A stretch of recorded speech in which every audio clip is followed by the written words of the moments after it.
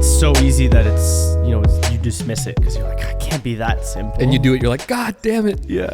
Like you can't be that simple. Just write your thoughts down on a piece of paper and a notebook and journal and free your brain, make space. I'm like, it's crazy. Thanks, Andrew. Thanks, Andrew Huberman. If you're listening, one day we'll have Andrew. That would be amazing. He'd like mentally just destroy something. I don't know. He'd just be like, you should not be doing this. You should not optimizing your everything. I don't know. You should not be using lights like this. No, this lighting setup is perfect. Anyways, so I'm pretty good to start, even though Ryan's going to probably be putting some of this in the episode. Shout out Ryan. Shout out Ryan. And shout out to you. So, hello and welcome back to The Creatives, everybody, where we explore creativity through conversation. And as you know, every great thing started with a conversation. So today, I'm your host, Ramzi. Not just today, I'm your host, Ramzi.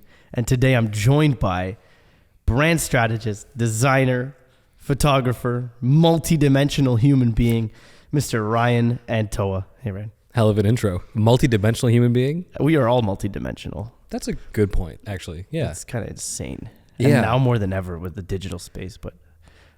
A conversation for later, I suppose. Because you and I are having this conversation in real time right now. Someone could be listening to episode 17, and then I could be actually out somewhere else. I don't know. Like I could be theoretically talking at 10 different places at the same time, which makes it a bit multidimensional. It's like I'm not high enough for this right now. Like I don't know if I can. Not high at all. We endorse sobriety. This is only coffee. It's totally fine. There's definitely nothing in that tin right there, but. Thanks for being here, man. So Ryan and we met at the Ottawa Design Club Creative Pursuits event, and his style of communication really resonated with me, and we connected after the event. And funny story, we're actually going to come to the studio at 11 p.m. on a Thursday night and come and record a podcast because Ryan doesn't live in Ottawa for now. That's right. And yeah, so we didn't end up doing it because it was a little bit too crazy of an idea, and we wanted it to be an actually good and valuable conversation for you. So here we are today. I'm excited to be back for another episode, and in this episode we're going to continue our exploration of creativity through learning about Ryan, through learning about his work, his perspectives, and his insights. And we hope that by the end of this episode and every other episode that you can gain some insight and a little bit of a clearer picture of how your fellow creatives view the world, how they approach things, and some of the things that they may be challenged by to help you to push through and push forward and do the things that you aspire for yourself. So before we begin, I'd like to give a big shout out to Ryan Dennis, our editor, who's working hard behind the scenes while I work to continue recording more episodes with more people. And the creatives team is kind of growing. We might be having a producer come on board next year in 2024 to kind of help move things along, which is kind of crazy because this was just a side project. It's still a side project, but it's evolving and it's starting to become a little bit of a community, and it's pretty cool where it's going. So more on that at a later date. But before we begin, I'd like to thank Midnight Hour Studios for this lovely space that we record in. Midnight Hour Studios is giving you, the listener and viewer, a discount on your booking. So check that out in the description below. And then also a huge shout out to Pano Media for powering the production. Pano Media is your trusted source for video production in the Ottawa area and surrounding. They can go anywhere in the world because cameras are pretty easy to take on an airplane. And thank you, listeners. Thank you, every single one of you who has, personally given feedback and just said some nice words about the podcast. Thank you so much. It means a lot. It's motivating to know that this is resonating with people, and we're going to continue to, work hard to give you, high quality content that can help you in your journey. So that's a little bit about the show, a little bit of an intro. Hello, Ryan. Nice to see you again. Good to see you again, too. Yeah. I think you told a very diplomatic version of that story of how we almost recorded at midnight on the 31st. Diplomatic. So a lot of wild things happened that night. So first, shout out Izzy and the whole Ottawa Design Club team. They had me come for a speaker event, which was amazing, and it was a packed house, and it was such a good time, and it was good to see you again, too. But after it finished, I got essentially mobbed by people, and so did Ignacio, because they ran up going, "Fix my life." And I was like, I don't know how to do that. sorry, but I'll give you as much advice as I can. Yeah. And then you kind of, we mingled and we mixed, and then you waded through the crowd and you looked at me, you just went, let's do it. And I went, do what? And you went, let's record right now. And I went, you know what? Yeah. And I think we were both just so gassed up, but then we took a second to look at each other and go, wait a minute. You'd have to go and then get the equipment and then come back. And I'd also have to leave and then come back and then go. And I was like, well, maybe another time. And that other time is right now, which is great. This is the other time. That was an amazing event. You delivered a very nice presentation, I guess. That's probably why people were asking you to fix my life. But one thing, fix my life, Ryan. Take your shirt off. Okay, we have to tell that story too. So shout out Jen Bernard in her wonderful studio here. But midway through, I think I told like an OnlyFans joke or something, just like very sparingly, like just a funny thing. And all of a sudden I just hear, take your shirt off. And I look and it's just Jen Bernard looking at me going, and I went, oh, just wait till after the show. I told some like joke. So Jen Bernard, if you're watching this, give me a call because I will do that and we can go underwater and take photos because I know you're into that sort of thing. And we can call it chocolate chips, take a dip, and it'll be cool. So just, you know what's up. Jen, I really hope you're watching this. Shout out Jen. I'm going to make sure Jen sees that one. Chocolate chip. I like that. You're really good at thinking on the spot. But thanks. To that event, one thing I wanted to thank you for and commend you on is your vulnerability during that. And I think that's maybe why it inspired people to come up and talk to you, because it inspired me to be vulnerable. And I spoke about, on episode 20, I spoke about kind of my struggles with weed use. And it was honestly after you inspired me to be vulnerable, because you did it in front of a crowd of people. And I was like, you know what? This is a topic that I've never spoken about publicly. So I said, screw it. So I did it, and it was terrifying, but it was freeing at the same time. And it allowed me to get a better understanding of that vulnerability. So that, along with your artistic visions, and that was a weird way of saying visions. I was going to say views and visions at the same time. You crushed. It's all good. Yeah, those two things combined were very interesting. So I'm grateful that you're here today in the studio, diving into another episode. I've kind of like, although internally I know the episode numbers, I've stopped saying them publicly. Yeah. Because I don't, like, this is just another episode. It doesn't matter. This is 38 or 22 or whatever it is. So we're here for another episode. So thank you. I'm super happy to be here. And I wonder too, when you opened up with that vulnerability, obviously it was scary. Did you get a lot of feedback from people that listened to the episode, or maybe that, reached out about what they were going through or things like that? Like, did you get a lot of feedback? I didn't get feedback particularly on the vulnerability, but I did get feedback on the episode as a whole. It seems that people were intrigued, and it's pretty cool. I just kind of told the story of me as Ramzi, the host, because I got stuck. I find when I got to 19 episodes, and I just like felt like I hit a wall, and I was like, how do I keep going?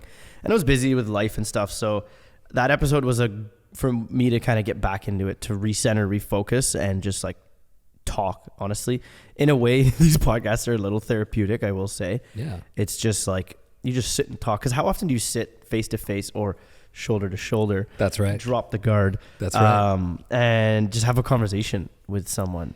Not often enough. Mm-hmm. Not often enough. And I love the range of guests that you have. I mean, I've seen a lot of folks that are obviously in production and film, but having Izzy and then having music producers and having myself, I'm super, super happy to be here. And I commend you for opening up about that too. I mean, for me, it's almost like I don't have a choice, because, I went through something really intense right before that speaker series, which is the passing of my mom, who was like my best friend and my biggest cheerleader. So I feel like talking about her keeps her spirit alive. It also helps me as a form of therapy, because I get to talk to other people about it, and hopefully can help somebody else who's maybe going through something similar or had something similar happen in their life. Case in point, after that series concluded, people rushed us and talked to me and Ignacio about all these things they were going through. And I don't know, I thought the speaker series would finish and we would just go off stage and like nothing would happen. We kind of mix and mingle. But people came up saying, thank you. I lost my mom a year ago, or my dad or my sister went through this, or I had a friend who just went through this. So you made me feel a little less crazy. So thank you. So it's like, at the end of the day, if you want to learn anything about Illustrator or Photoshop or kind of the technical side of art, it's pretty easy to look up, but it's a little bit harder when it comes to vulnerability or relating to people, when it comes to things that happen in our lives that we need support on, right? So I feel like if you're able to speak about it, speak about it. Obviously, some things are really tricky for some people to talk about, but kudos to you for sharing what you're sharing. And I'm happy that I've shared what I shared, and it's now giving me this beautiful community in this lovely, lovely city. Yeah. It's a cool city. Yeah. And Ryan's down here all the way from Waterloo. Yes. Which is 6 hours away. 6. Oh my God. I thought it was closer. Is it past Toronto? Or Yeah. is it So it's like direction? it's like an hour west of Toronto. I had to do never eat shredded wheat in my head to like figure it out. It was west. Yeah. An hour west of Toronto.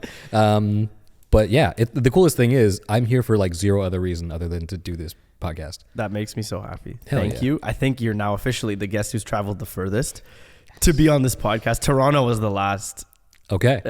With Mazarine. She's an artist. Yes. I'm sure Izzy did her brand design and all that stuff. She did, yeah, and she brought her up, and her work's amazing. Last time Izzy and I were in Toronto, we were there for Design Thinkers, and she made a stop at Mazarine's place just to chat, and she showed me her work, and I was like, this is incredible. One thing I was going to ask you too is, designers have Design Thinkers and like a bunch of conferences like Adobe Max. In the film world or the videographer world, are there any conferences or shows or things like that are kind of that for you? Not personally. Yeah.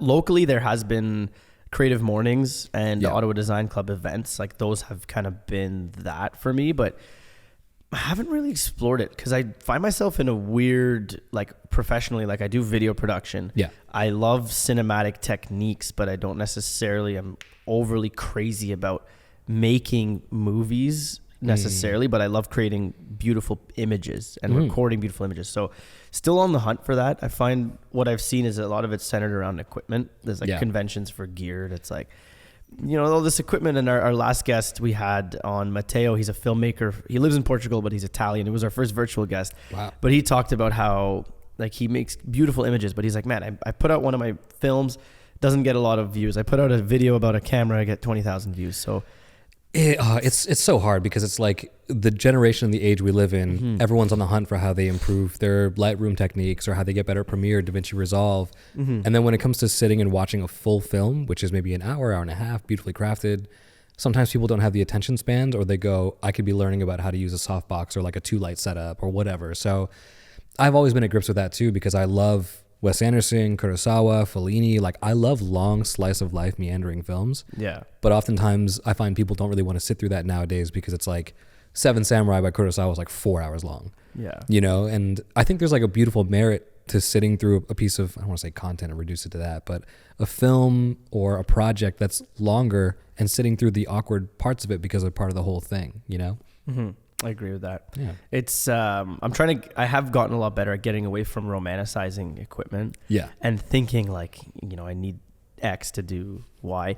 But the wise man at the shop, that Galaxy camera, shout out to you if you're watching, Ali. He's a legend. He has this like the most eclectic little hole in the wall shop where he sells all sorts of cameras and 35mm film and all sorts of stuff. But Yeah. I was asking him about a set of vintage Leica lenses that are pretty popular. They had their renaissance and people cine convert them to use them on cameras. And it's like, Ali, what do you think about these lenses? Blah, blah, blah. He's like, they're good, but I want to tell you something. He's like, all the stuff that you see that people say is going to make you better. He's like, it's not. He's like, it masks skill. You don't necessarily need those things to do better. It's within you. Like the skill is within you. So that's why, you know, oftentimes maybe we chase the things, we chase the shiny new camera, shiny new this. But I mean, I'm moving away from that. I try to invest in equipment that's going to improve efficiency and make our lives easier. But yeah, that's kind of where I'm at in that regard. I don't know. We started by talking about something about film. You asked me something about film. It's not often that guests ask me questions. I will say this too. So I'm just going to put that out there. I am notoriously hard to interview because I'm considered mysterious, and also because I will just ask you questions. So if you ever want me to shut up, just give me a signal. Oh, no, it's okay. Challenge accepted, though. I really respect that, though, because growing up, you know, I shot with like a Yashica 35mm film camera. I didn't know what I was doing at all. Yeah.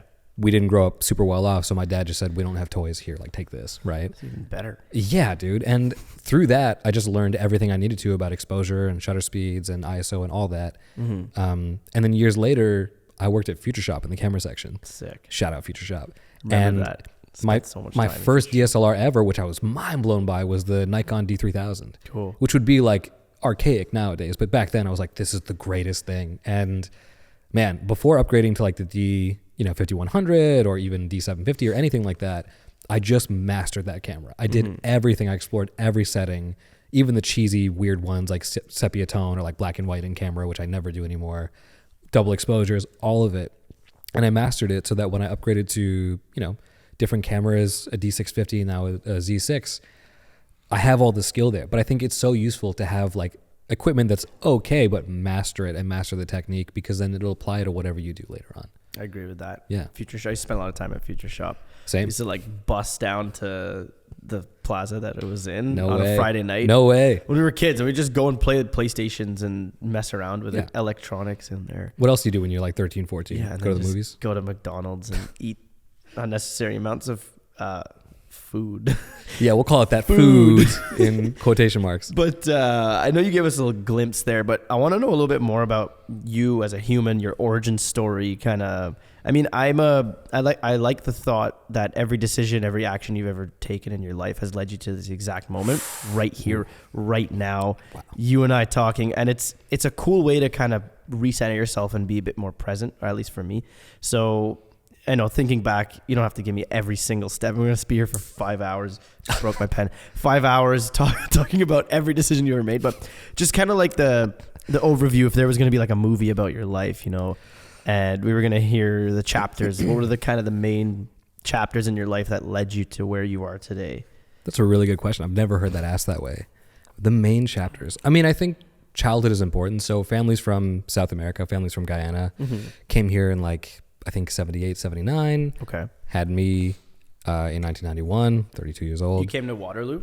So my family came to Guelph, which is like a half hour from Waterloo. Okay, cool. Yeah. And it was great. Childhood was good. Everything was safe, cool. Didn't grow up super well off, but had enough to get by. Explored photography super early. Dad was super crazy into music. So everything from Zeppelin to Nirvana to, the Police and Bon Jovi and all those kind of bands and artists from that time, late 90s, early 2000s, I was kind of obsessed with. And because they were always around, like your dad was always playing their music and stuff? Always. And you had the vinyls, I guess, in the house, yeah. CDs, stuff. I still have the vinyls because he gave me all of them. Yeah. That's so cool. So I have like original Pink Floyd records and like original Police records, and he loved reggae too. So all of those like Black Uhuru and Beanie Man and like all those artists too, which was amazing. And then my sister, who's 8 years older than me, was like the coolest person ever, who wore like Echo jackets and, Adidas tracksuits. And like, I still have some of her old clothing because, you get hand-me-downs as a kid, right? And she would always listen to Alicia Keys and 50 Cent and Tribe Called Quest. And I think tying my design sense now, back then, I think my first interaction with art and design came through music videos. So watching them or making them? Watching them. Yeah. Nobody wants to see me make a music video. Nobody wants to see that at all. I do. All right. Let's do it. We'll make something happen. You'll be singing though. Yeah. Okay, Do deal. my own music video. Yeah. What's our band name? R&R? R&R. Rest and Relaxation? Lethal Weapon. That's our band name. It's, what is it? Chocolate chips in the pool. Chocolate Chips Taking a Dip is probably my OnlyFans handle. Probably. Subscribe and find out. But no, watching music videos. So cool. As a kid, I'd watch TV and it's like BET, MTV, Much Cool. Music. Is this not to date you, but is this like the 90s? I don't know how old you are. Yeah. I'm 32. You're 32. Okay. Yeah. So were you watching, remember Biggie Smalls music videos? Yes. I've only seen them when I was older, but the level of production that guy went to Insane. is mind blowing. So Hype Williams and Director X, I Yeah. feel like those were two standout producers that did work for like Nas and Puff and Biggie. And through watching music videos growing up, I'd always see lighting. Like there's a P. Diddy Puff Daddy video where it's like him and Mace and there's catch lights in their eyes. And I didn't know what that was, but I was like, that's cool. Or I'd watch Tribe Called Quest videos growing up and go, I don't know how these lines are moving and why the color palette makes so much sense, but I love this. What's the catch lights? Can you clarify what that is? It might be called like catch lighting or rim lighting, but basically it's like there's a camera and then there's a direct light source right behind it. And it's so bright that you get these cool sort of like rims in your eyes. Okay. I might be butchering the term, but there's a certain music video that Puff did. I think it's with Mace, and I thought it was the most amazing thing in the world. That's cool. So all these things I would see growing up, I didn't have the language for in terms of, catch lights or exposure or typography or motion graphics, but I knew I liked it. And then basically growing up as a kid, I would always catch on to these elements. I'd always be drawing in school. I'd always be obsessed with music. And somewhere around the age of 14, 15, I became a dancer. And that really introduced me to the world of music and music theory and all the visual elements that came with dancing and just production and like a whole universe. And then I worked at Future Shop, of course, in the camera section, and I learned all about that. Fast forward to a few years later when I finished school, do not want to do my degree at all. Basically want to drop out of school because I'm like, What were you studying at the time? nutrition. Wow. So I have a degree in nutrition and nutraceutical sciences, Sick. which most people are like, what? I have a degree in economics. Yeah. Sick. Making our parents proud. Yeah, go work at the economics nutrition factory. Yeah. That's our band name, Economics Nutrition Factory. Dude, that's actually really good. What kind of music do we make? Probably some sort of cross between like reggae and rock. Because R&R. Sick. Let's put sitar somewhere in there just for no reason. That's cool. Amazing. I'm curious about the ties between music theory and dancing. How do those relate or correlate? So I taught at studios for 4 years, and basically when you're teaching students who don't know the style of dancing you're doing, you rely heavily on counts and theory and breaking things into time signatures. Okay. So that's one thing. And back to the school thing, I'm in this heavy science degree. As you know, in economics, I kind of got to a point where I was like, I don't really want to do this, but I also want to make my parents proud, so I'm going to finish it. Finish school, and I basically say, okay, I'll give myself a year or two before I resign myself to working for a lab or some clinical setting that I don't want to, right? And in that year, I started writing. Didn't know exactly what I was writing or what I was doing, but I started writing. And in the nutrition world, oftentimes companies need labels written, ads written, social media content written, all that stuff. So I started writing a bit of that for companies that were in a store that I was working in, a supplement store. I kept doing it. This was for fun, right? You weren't actually, or were they hiring you? No, they were hiring me. Oh, cool. Yeah, so I worked, sorry, I'm jumping around a lot here. That's all good. No. I worked at a supplement store after school finished. Right. Popeye Supplements. Fun time. And I was kind of sick of the fact that I couldn't get a full-time job because I was applying like crazy, and basically everywhere wanted 5 years of experience for a junior level position. I couldn't even get a month, right? Yeah. So I'm working in the supplement store, post-nutrition degree, feeling defeated, and I just decided to pick up every label of every bottle in that store and apply to the brand and just start writing things for them. So I must have pitched 100 companies. 3 of them got back to me. One of them said, okay, you're up. And it started my portfolio as a copywriter. That's so cool. So I kept going, kept pitching companies. Eventually, one company in BC got a hold of me and they said, we like your stuff, move out here and work for us full time. So for a salary that barely paid the bills, I dropped everything, even broke up with the girl that I was dating at the time because I just needed to go do this thing. Yeah. Told my family and my friends, I'm doing this. And I went out to BC with no place to live, no friends. You just sent it. I just sent went. it. That's amazing though. Yeah. Cool. And I was really scared because it's like, it sounds fun and cool in theory in this like movie, like cinematic way. But if you move somewhere and you have no place to live and no support network, it's like you're either going to make it or really burn out. And I remember having like a mental breakdown at Wendy's because I was a day before having to leave unless I got a place to live. Last minute, this place came through. It was a basement apartment and I ended up getting it, and then kind of the rest is history. But when I lived in BC, I kept freelancing for other companies while I was working for this nutrition company, mostly ad agencies. As a writer, as a copywriter? As a copywriter. Sweet. Yeah. But I was always bothering the art directors and creative directors being like, hey, what's that program? What's that called? Is that Illustrator? Hey, is that InDesign? Can you show me some things? And they'd be like, okay, get out of here. We don't care. And then they would keep letting me learn things. Yeah. As I kept learning more, I got Illustrator on my own. I got Photoshop on my own. Started just messing around and learning about design and taking courses where I could. Shout out Skillshare. I promise I'm not affiliated with them, but early days, I just used them to learn everything. By the way, you can sign up for a free trial on Skillshare and then just go to cancel and they'll go, no, and give you a free month. And I just did that with like 3 emails. So I got Skillshare for a year for free. I'm not telling you to do that, but I'm saying it's an option if you need to learn stuff. For those listening, asterisk, wink, wink, asterisk. Don't do it. Genius. Yeah. I was broke living in BC, so I had to figure out ways of learning, and that was one. And the first Skillshare course I ever took was from Aaron Draplin, who's one of my favorite designers. Sweet. And the rest is kind of history. But back to the chapter thing, I learned design. I'm a copywriter. I moved back to Ontario.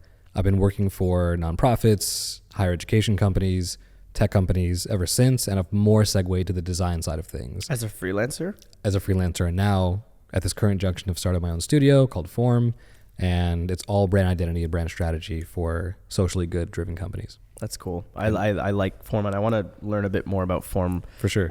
Later in this episode, because it's cool. I like the way you communicate your work that you've done with people, and the way you just tell the story. Like, like this is a piece we did for so and so. Explaining it. It's like there's no like weird gatekeeping. Like, we made this amazing project and we're never going to tell you anything about it. Dude, I don't know about the videography world or filmmaking world, but there's too much gatekeeping in the design world. Like, oftentimes people are hiding fonts or like hiding, techniques and how they do things. And it's like, there's no point, because one, somebody will figure it out if they really want to. And two, I don't know. I feel like when you give everything away, people come back way later, either saying thank you or coming back to you with projects. Like, it's just good karma, right? Totally. It was like Peter McKinnon was one of the early, I don't know if you follow. What's up? Yeah, I do. What's up, everyone? One day I'm going to have Peter McKinnon on this podcast. I have a feeling. I think he'd do it. I think he would do it too. The more I'm realizing, like, because I always was a shy, quiet kid. And the more I realize, like, if you just ask,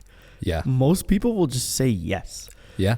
Or yes, but in a year or whatever. But you just gotta ask. We're in an age where you can DM anybody, whether they read it or not to get back. You don't know, but it's always worth a shot. Totally. I say goal for 2024.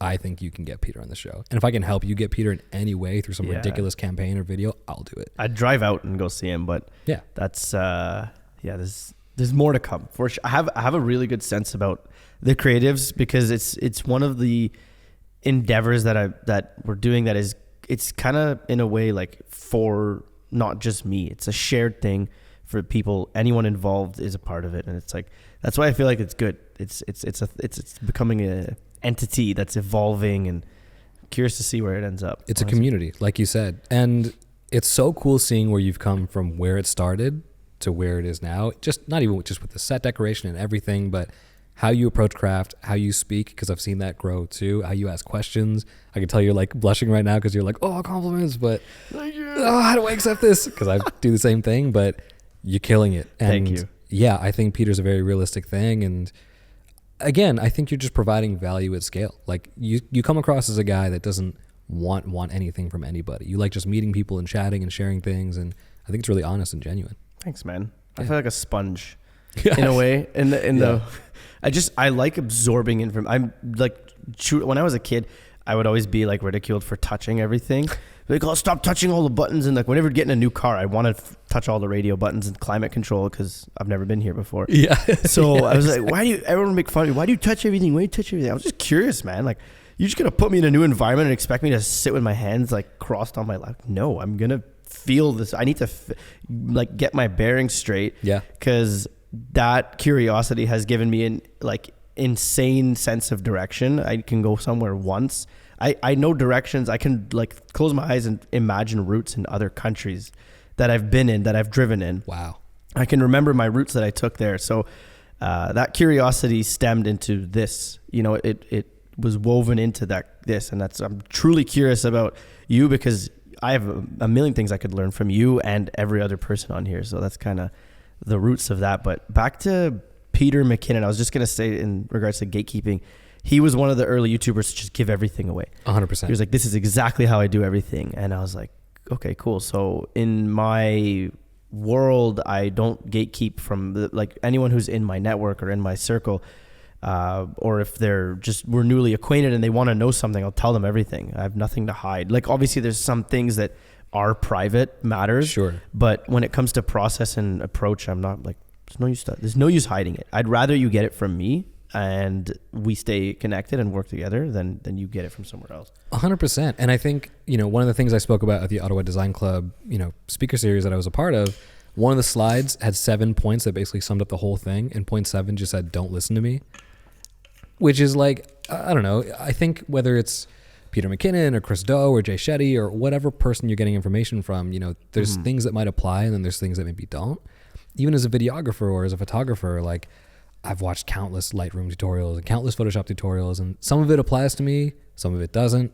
I'll probably get in shit for this, but frequency separation, I could care less about. I do basically that in Photoshop anyways. But yeah, there's certain things that might apply and there's certain things that don't. And it's like, it doesn't make it better or worse. It's just take whatever works, discard whatever doesn't right now, and take everything with a grain of salt, I guess. But back to the gatekeeping thing, I think honesty and transparency is so good, because if you talk to somebody about something and maybe they don't believe you or it's not useful, fine. You'll just keep it moving. And yeah, just keep giving. Not to sound too cliche or Boy Scoutish, but I think that's a good recipe. And you looked at how Peter McKinnon grew in that first year.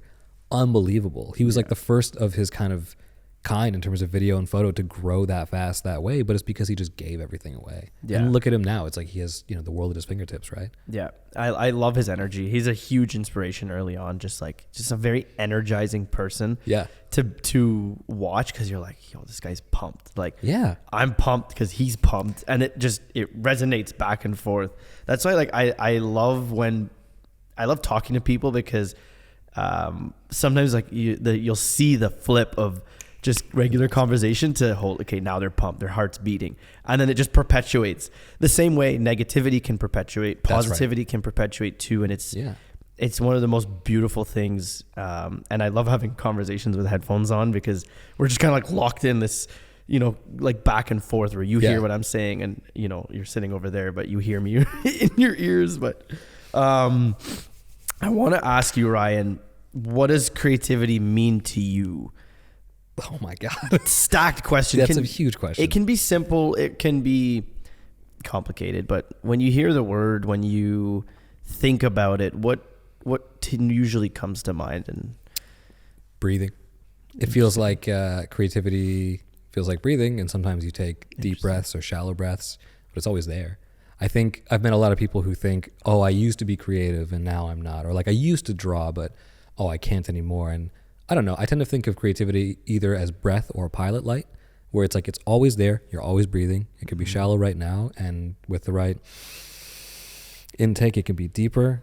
I just think it's always something that you have. It's always something that you're doing, whether you think you still have it or you don't have it. I think people do. It's just being nurtured, being, taken in deeply, I think is really important. So I equate it with breathing, or I equate it as a pilot light in a fireplace. And I think Sir Ken Robinson, educator, speaker, once brought up this quote that's always stuck with me is, you don't grow into creativity, you grow out of it. Interesting. I think everyone has it. There's so many people that go, oh, well, I'm an accountant, or I'm this, and I'm not creative. And it's like, even if you're not producing actual product or sketches or videos, there can be creativity in terms of solutions and how you approach things, how you build a table, how you create lighting for environments. I do think it's within everybody, and I think it's like a breath that can be shallow, or a pilot light that can be flickering, but it's there. It's just up to you to nurture it. It was a long-winded answer, but that's honestly what I think about it. That's beautiful. Truly. I mean, I'm compiling these, not actually, but one day we will. But everyone has a different definition of creativity, and that's a very interesting one. What's yours? My definition, no one ever asks me that. I need prep an answer. Now I'm blushing. My definition of creativity is just doing something in a way, or creating something that was once not there, or for you, because in like what you experience is maybe all that exists. So who cares if someone across the world has done what you've done? My version of creativity is just like unique solutions to problems that only I have, or situations that I have, if that kind of makes sense. I love that. Yeah. And it comes in many forms. It comes in how I cook. I was a cook for 7 years in a kitchen. And now when I make food at home, I try to be as creative, just take a bunch of shit out of the fridge, and I'm just like, what am I going to make? And then make some food, make some nice lunch, some breakfast. And then it comes to life with work and business, because I mean, for me, it's always an endeavor into an unknown. That's how I explore my creativity with cars, with food, with business, with craft, like this kind of stuff. So I'm so glad I asked you that, and you had an unprepared answer. That was like the raw, unfiltered thing, which I love, you know, which I think is amazing. Thanks. And man, I didn't know that about you cooking. I'm essentially taking myself through culinary school right now. Sweet. So I've looked up top schools in France, Japan, and a few other places, and I've built my own curriculum where every day I'm going through everything from, you know, knife sharpening skills to plating to like even the history behind food, chemistry behind food. It's been so much fun, man. That's amazing. Yeah. I'm more of like a freestyle chef. I worked at a Gabriel's Pizza and we served breakfast. Okay. Every day from 7 a.m. to 3 p.m. we served breakfast, and we were busy. Like we had lines out the door on weekends. And Packed. we would run through like hundreds of eggs on a Saturday, Sunday morning. Man. So I went for I spent a lot of time in like a high output, like faster food restaurant, but not a lot of creativity to it, I bet. Just like templated kind of. In a way templated, but the creativity came in the approach. You could do it half-assed or you could run that shit well. And I think I went from dishwasher at 16 years old to running the kitchen at 19. And then I stayed there all throughout university till I was around 23.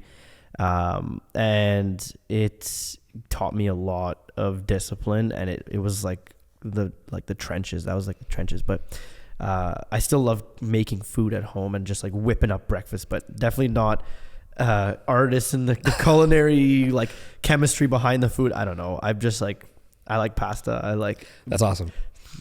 some meats, veggies. I've grown to really like veggies a lot more as I got older. Great source of fiber. They're so colorful, man. Yeah. Like you Good look at for a plate of veggies and you're like, whoa, art, color, like it's life. And then meat doesn't necessarily always have that. So I made carbonara the other night and learned how to make it, which was great. But I looked at it and I was like, this just doesn't seem colorful. I come from a Caribbean background, so it's like every dish has like a wide range of colors, from yams, cassava, whatever it might be. Yeah, certain Western dishes or certain European dishes like just look a little too monochromatic. But color, veggies, always nice. Yeah, and just full of life.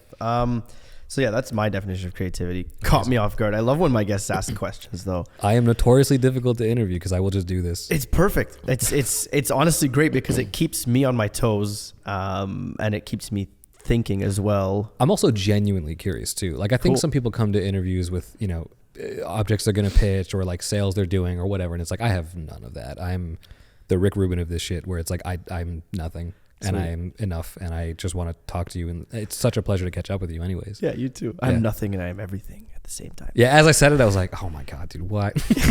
We are everything. I think that's also what's cool about this, is because there is no kind of, like, there's no like financial interest in it, No one's here to get rich. It's just build community and have a platform for the world to know about you, because I'm sure there's many people who will learn about you and be like, oh, like maybe a small handful will be like, I feel like I can work with this guy, or maybe they'll learn about your work and hire you, whatever comes from it, even if it's just a friendship. I think that's cool because I try to put the human part first, and the work second, and that's the only way I can keep like sane, I guess. Ironically, that will get you more work. Yeah, exactly. And work that you actually want to do because people are connecting with you as a human versus, a company sends out a blind RFP to like 50 places and you're just one person pitching something. Like, I might damage myself by saying this, but I throw RFPs out the window, man. Like I don't do that with my company. I've never done that as a freelancer. Like always through word of mouth, or always because I've sought out a company or they sought out me. It's never like a blind, like, oh, we're looking for 50 different freelancers and we're going to pick one of them. No, I do not do that. But I think the human connection you're building, it's so important, because you'll get projects you want to do, you'll get more of them, and it'll be more fulfilling in the long run anyways. Totally. Yeah. And I always like, I always toy with the thought of like, none of this does even mean anything. like what is the point? Like this, like, sure we're making videos and whatever we're doing, but I'm like, it's art and it's expression, but if there's no passion in the human side of things, then there's no point for 100%. Me. So yeah, that is the human first. I've turned down opportunities as well because sure, they look good in your bank account, but they will make you miserable. And it's a cool, like it's nice to be at a point where you have that privilege where you can turn down things. Yeah. But I get sometimes you got to do it because you want the money. But aside from that, what's your biggest dream in this life? What do you like what do you dream of when you think about your life? If your life is your masterpiece, it is your masterpiece on this canvas. But honestly, just doing underwater photography with Jen Bernard. Jen, if you're watching, oh my God, no, I'm just kidding, Jen. Jen, your studio's great. You're wonderful. Thanks for being a good sport about this. Big dream for my life. It sounds cheesy. I just want to help people. Like, I just want to help. I just want to be of service. my mom passing really put that in perspective for me, where it's like I had dreams of being this kind of hot shit designer, or being like a Christo sort of figure, or being like this guy that was, you know, sought after, and a lot of it was ego driven. And my mom going through what she went through over the past couple of years and then passing, it robbed me of pretty much all ego I have. And I think about her life, and I think about honoring her, and I think about honoring my dad and my family, and really genuinely at the core of me, what I want, it's just to be of service to people, you know? So this chapter of my life looks like running Form Studio and growing it to a sustainable business and hiring other freelancers and employees and designers, and honestly giving away pretty much everything I have from a knowledge standpoint. In this chapter, as I hire employees, I'm going to give them every resource I have, everything I've ever used to learn, every technique in the book I have, and then go hope a year or two from now, they leave the studio and go start their own thing. And like, if they ever want to quit, I would help them find their jobs, because I just want to help people do good things, right? And that's Form Studio right now, that's design right now, and brand strategy. You know, 10 years from now, it could look like just being a solo artist or designer. It could be starting a sustainable water company. I think the way my life has gone now up until 32, and the way that it will go, I'll have separate eras and chapters, but the thread will be good design, a great visual aesthetic, and just helping people along the way. I love that. Yeah. It's funny. So my mom always humbles me as well. Yeah. She's always a way of keeping me in check. Ever since I was a kid, she would just like, I mean, I still try to not let her too much. Quiet me down. A healthy amount. There's a healthy balance of, like simmer down, Yeah. Mom, I got it. Was your mom like that too? Yeah, dude, her last words to me were get married. Typical brown mom shit. Like, unbelievable. We had this like beautiful goodbye and beautiful send off. Then she went, get married. And I went, oh, yeah, I got it. Like, that was her biggest thing. Or like, she'd come over to my apartment and be like, clean up. And my place was spotless. But to a brown mother, it's like, no, it could always be better. Like, everything in my life was always, oh, this is nice, but it could be better. Literally feel that so much. Yeah, man. Like, a lot of immigrant kids, especially, it's not just limited to us, but it's a lot of our moms, especially as male figures, they're like, don't be a fuck up, don't be like most other Guyanese men, and like go do something good, be respectful to people. Yeah. Guyanese men don't have a great track record of being the greatest guys in the world. There's some of us that are, but yeah, a lot of us, well, I think a lot of it too is like when our families came here, a lot of the men, especially in the society that's kind of built around patriarchy, a lot of us got obsessed with cars and money and houses and like, getting all these accolades and Gucci loafers or whatever, but then not just being good, genuine, wonderful people, right? Because I think a lot of men, especially from immigrant families, we came here and just saw things we've never seen before and, got wrapped up in a lot of capitalistic stuff. Not everybody, of course, but my mom always made it a point to be like, don't get wrapped up in that stuff. Be a good guy, be of service to people. And that's kind of the guiding principle. So my life will always be creative. There will always be wild things I do because I just have a zest for life, but it'll always be in the interest of just helping others at different stages in their life.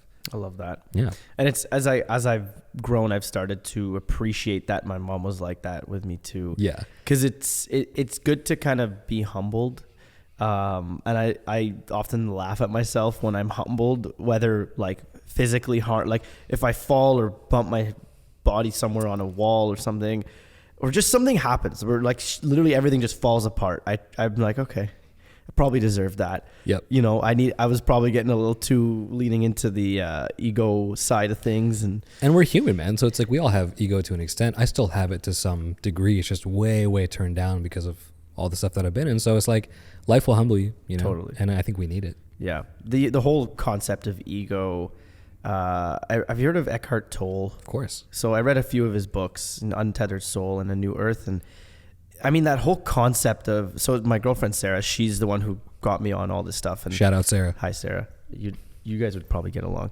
She's a beautiful, vibrant individual. And she showed me these books and, I read them. And so and I learned about that whole concept of ego, and it allowed me to kind of understand myself so much better and understand like what is good for my soul and what is my ego asking, like fuel it, 100%. So this kind of stuff I find is good for my soul, like connection with humans, connection with nature, just giving in any way possible, like giving, like you said it, what you said, you want to help people, and you're, birthing this whole studio where you want to just like work with other people. That's kind of how I envision my world too. I want to create this machine, I guess, like Pano Media is that machine where people can hop on board and we're going to have a freaking great time and we're going to make some cool stuff. Yeah. And you're going to, whenever you decide to move on from it, if you do, then you're going to leave with value. You're going to leave with something that you didn't have before you joined. Yeah. And I love that, reflecting on, always in the year I like to reflect, I think, because my birthday is like in November and it's the end of the year. So I like to reflect back on what I've learned in the year. And that is my most, I guess I'm proud of the fact that, the people that come into my life, through just giving as much as I can, their life changes in some way, in a little bit of a humble brag here, but these are the things I kind of been reflecting on recently. That's beautiful, man. That's beautiful. And it seems like Pano Media is a vehicle. It's probably a Nissan Skyline GTR, but it's a vehicle. You're going to say Nissan Leaf or something? No, dude. No, I wouldn't do you dirty like that. Yeah, it's a Prius. No, it's a Nissan Skyline GTR, or maybe a Supra, or I don't know. We'll talk about cars later. But, yeah. It's a vehicle for all the things of who you are and all the morals that you have. And I kind of view Forum the same way. And who knows what we do 5 or 10 years from now. But I know you'll be of the same character that you are, and that'll kind of go through. So I think that's beautiful. And I think one of the benefits of looking at life that way, of service and being impact driven, is even if you're in deep shit, if you've lost a client or there's a recession or times are tough or whatever happens in your life, as long as you have a day of like, oh, I kind of helped that person, or maybe you had a conversation with somebody that really gave them something, or, opened up about addiction, or opened up about something you were going through and it helped one person. It's like, okay, in the grand scheme of things, that's a win. That's good. I can wake up tomorrow and try again, sort of thing. Right. And, even starting this business, starting Forum, there's been up days and down days already, but I got to have perspective because I'm sitting here thinking about proposals and bids and all this stuff. People in Palestine and other parts of the world going through really, really hard shit. So, yeah, I try and always have perspective, and I try and have that perspective by talking to different people and reading different things, because it's so easy to get wrapped up in your own world of maybe design or agency life or videography or whatever it is. But at the end of the day, it's like you said, it's not that serious, It's true. And you remind me of one thing that Eckhart Tolle would write about, and he said, it all starts with yourself. Yeah. Like if you can kind of connect with your soul, then you can inspire other people to do the same. And slowly, that was the whole premise of the book, A New Earth. It was just like, it starts with yourself. Like, okay, yes, there's people, I understand there's some really challenging things happening across the world. And maybe in this lifetime, we might not, we unfortunately might not be able to do it. But the hope at least is to just, and if enough people do it, then it'll just compound, and then the world might get a little better than it is today. Have you ever read The Alchemist by Paulo Coelho? I haven't, no. I know Sarah has that book. But all the stuff you're talking about, it sort of reminds you of that book, and it sort of reminds you of the journey of the person in it. I won't ruin it for you, but it's fantastic. I think you'd love it. I'll check it out. Yeah. I never read books as a kid. Same. Ever. Yeah. I read Harry Potter a little bit as a kid, but I was never interested because through school, they force-fed textbooks down my throat where I was like... Shakespeare. Yeah. Like, I didn't understand it, so I was just like, I'm uninterested. A lot of it's so like, Western-centric too, where it's like other texts like Rumi or Paulo Coelho or whatever it is. That stuff to me was always fascinating. But like, Shakespeare or Macbeth or whatever, it's like, I was never really interested. And then I just assumed all books were like that. So I just kind of shut it down. Yeah. Yeah. And then I think the book that got me back into reading was Think and Grow Rich. Oh yeah. It's a really good book. Yeah. It's a really powerful book. It taught me how to visualize a goal and make a goal definiteness of purpose was a big theme in that book, and how, okay, it's one thing to say like, I want to have X amount of money, or I want to start a business. It's like, no, it's like, what kind of business? What do you want to do? How are you going to get there? Drill down. Yeah. Drill it down. And then that was a very powerful thing. So it's something I continue to practice, and amazing that, and thinking into, the one thing I'm astounded by is the ability for something to actually materialize successfully if you believe it will. You have to read The Alchemist. You have to read The Alchemist. I got that one from Magic of Thinking Big. That was another. You have to read The Alchemist. I have to check that out. No, you're 100% right. And the thing I think about, especially as someone running a business, and you're the same way, is like, finances, of course, and being sensible in terms of burn rate and all that sort of stuff, but just compounding, like compound interest on anything, right? Talked to a lot of friends about TFSAs and RSPs and just keeping themselves well financially, right? Because I think we have a responsibility to help each other in that realm. Growing up, we were never really given that information. So I try and share it to creatives because cash is the oxygen that will keep you going as far as business, right? Yeah. So paying rent's important, paying bills is important, having runway for expenses is super important too. But just the idea of compounding, like, doing 5 minutes in Illustrator every day really compounds over time, right? Yeah. Some people think, well, I have to do like 3 hours or 4 hours. It's like, no, just do 5 minutes a day. Like, or go for a morning walk every day. If in school, we always said if somebody was out of shape or they were struggling to get in fitness, like, go for a walk. Don't just go to the gym and start throwing around insane amounts of weights, right? Like, go for a walk.